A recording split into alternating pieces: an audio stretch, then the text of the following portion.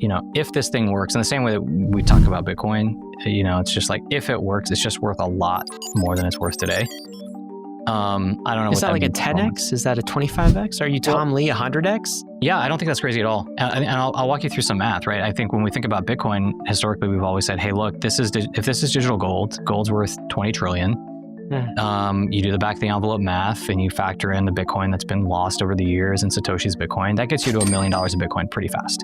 Yeah. And if you do similar numbers for Ethereum, you're like, look, the comp here is some sort of store value like gold, and that's at 20 trillion, and ETH is at 400 billion today, then that's a 50x right there, right? It is. And then I think there's this element that people forget, which is I think one of the lessons of software over the last 20 years, 30 years, is that you get TAM expansion. So every time you make something easier to acquire, the market size goes up.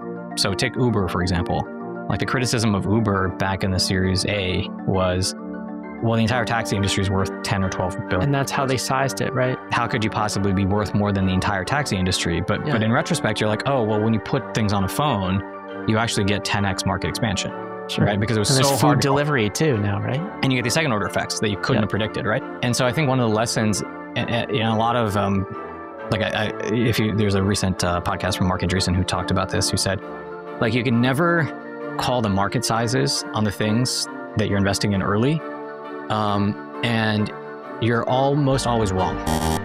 And you're wrong in two ways. One is that for the things that didn't work, you're usually wrong that the market sizes were just too small. You're like, oh, it turns out people don't really want this. The product wasn't good, but the market size was too small.